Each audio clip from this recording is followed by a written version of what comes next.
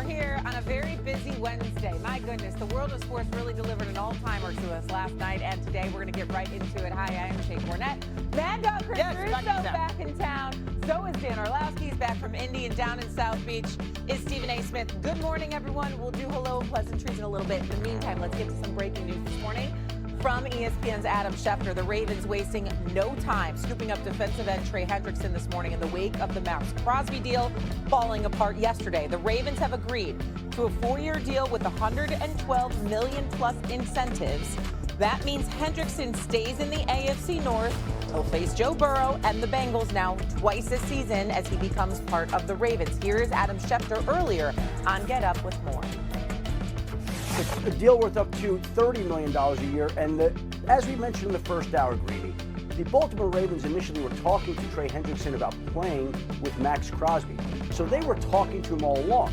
Now Maxx Crosby gets taken out of the equation, and Trey Hendrickson reaches an agreement on a 4-year deal with the Ravens that will keep him in Baltimore, and he will now stay in the AFC North. He had been looking for guaranteed money. He had been looking for stability. He had been looking for a long-term deal. Baltimore gives him those particular long-term deals, and that's a situation where he felt like this is the spot. By the way, he's calling right now, so we can talk to him. Hold on one second. Talk to those guys. Yes, sir, we're on Get Up right now. Only Adam Schefter. Hold on, Trey Hendrickson on the phone with me right now. But he taught us a lot there and what we learned. Obviously, the Ravens were prioritizing something, and now they end up not with Maxx Crosby, but with Trey Hendrickson. Your reaction to this, Stephen A.? Well, the Ravens win the day because when you miss out on Maxx Crosby, the fact is everybody's looking at it saying, what the hell is going on? You knew he was coming off an injury. You knew what a stud he was. You wanted him on your squad, and then the deal was supposedly agreed upon, and then all of a sudden you renege because you're claiming a physical, and then you end up with Trey Hendrickson. In the end, the Ravens win no matter which way you slice it because Trey Hendrickson can ball. We all know that.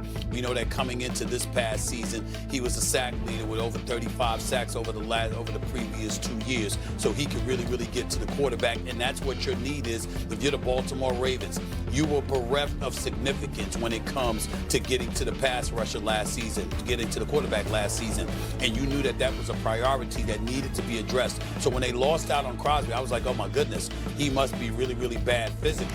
That was your initial presumption. But then you turn around and you see that they got him, and you're saying to yourself, maybe they had this in the plans all along. Maybe this came to fruition as the days progressed when you knew that Maxx Crosby was going to end up in your squad. But Adam Schefter just educated us that the Ravens arguably was pursuing both and trying to get both. The fact that they ended up getting Hendrickson, 31 years of age, just played in 7 games last year due to a slew of injuries, but 74.5 sacks over the last 6 seasons, which ranks 3rd most in the National Football League behind only Myles Garrett and T.J. Watt.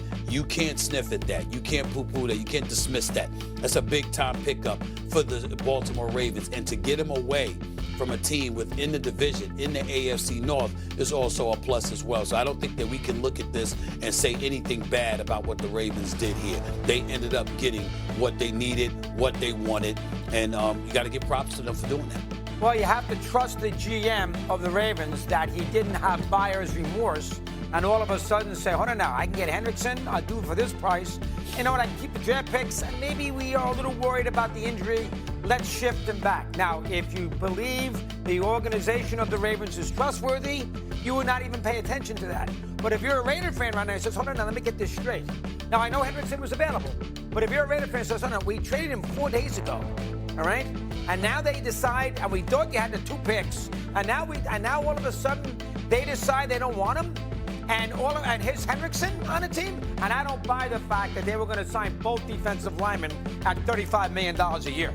You're going to have 2 defensive linemen making $70 million. I don't know if they would have done that. They can say that, but I don't necessarily buy that. So if you're a Raven fan, if you're a Raiders fan, you're going to say, hold on now. You're going to raise your eyebrow, and you're going to say, they got Hendrickson 2 days, 1 second after they vetoed the trade with us, and why didn't they do this originally? So I can understand a Raider fan and a Raider organization raising some very curious eyebrows, Danny, on this whole situation. Yeah, so in relation to that, I do think it's just that one of those, what changed? What changed? Because in the initial trade, you know that the surgery happened. You had to know, talking to the people representing Maxx Crosby or the Raiders, that he had just recently got off the crutches. So what did you expect the physical was going to look like? I'm not a doctor, but like, what changed in that time period? Mad Dog's 100% right. The Raiders are completely screwed here. They are the team that is getting the complete short end of the stick. And everyone's going, well, they can afford Max this year. It's not just this year that is really a play for the Raiders. The Raiders, as of yesterday morning, in this free agency process, were going about the thought process, or with the thought process, that they have 4 first-round picks over the next 2 years. 4. That completely changes the way that you operate the now and the future. To build for the likely young first overall pick in Fernando Mendoza. Now it's completely a different conversation. So that's like my initial thought. The 2 others initially are, is Baltimore done? Because not only does Baltimore still have some cash now, they still have their picks. Does Baltimore get into the A.J. Brown conversation? Because they have a first-round pick and this year and next year at their disposal, and maybe a little bit more financial freedom. And the other element that is attached to this is now an enormous opportunity for teams like Philadelphia, who's notorious for striking when the market is lesser, with the Saquon Barkley, with the Landon Dickerson, with the Jalen Carter. Huge opportunity for Philadelphia. Huge opportunity for Buffalo, who just restructured Josh Allen's cap to get under the number today. Huge opportunity for a team like the Los Angeles Rams. Okay. Maxx Crosby's value is going to be less in a trade now than it certainly was when this one initially was executed.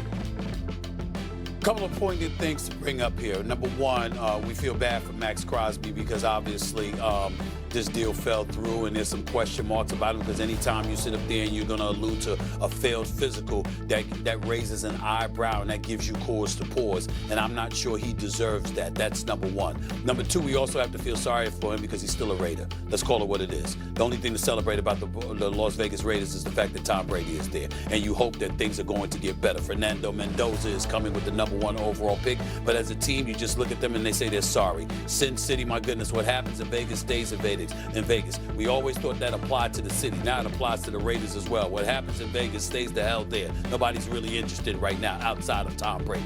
If you're interested in Tom Brady, that's about it. When it comes to the Baltimore Ravens, here's what we got to look at here. 28th in the NFL in sacks with just 30 last season. Ranked 29th in quarterback pressures. We got to pay attention to that. Total defense 24th. Pass defense 30th. Tied for 28th in sacks, like I just pointed out. So Trey Hendrickson is definitely a plus. Now, Dan, you brought up something very, very interesting where we need to go. I'm A.J. Brown. I'm begging to get myself to Baltimore because I got Lamar Jackson that's anxious to resurrect, his career after what happened to him last season, a bevy of injuries, his first losing season with a 6-7 record and 13 starts. He's going to come out ready to ball. Zay Flowers and those boys can ball. Derek, the King Henry had fumbleitis. He's anxious. I interviewed him during Super Bowl week. He's anxious to make amends for some of the things that transpired this season as well. So when you look at how motivated they are, because they missed the playoffs, okay? Because they didn't measure up to expectations, because they have a new coach that's relatively defensive-minded and mentor, okay? You go out offensively, you've got Lamar Jackson, you've got King Henry, you still got Flowers there, you lost a couple of tight ends, you want to go out there and get somebody like an A.J. Brown to offset those kind of losses. And if you're A.J. Brown, you want out of Philly, because I don't give a damn what anybody says, okay? Something's going on in Philly, whether it's with Jalen Hurts or whether it's with Nick Sirianni. He doesn't have faith in them the way a star wide receiver is supposed to have faith in a Super Bowl championship coach and a Super Bowl MVP in the quarterback. You would expect him to have more faith in them. He didn't appear to be that way all of last year. I don't think that's an accident. I think he wants out of Philadelphia, certainly not just to go anywhere. It has to be the right circumstance. But if anything qualified as the right circumstance for a star wide receiver in the National Football League, it's playing with Lamar Jackson as your quarterback and with King Henry as your running back. I think that's what A.J. Brown is going to look to do. We'll see what happens. Okay. With that being said, there is news now from Adam Schefter that they have reworked Lamar Jackson's contract.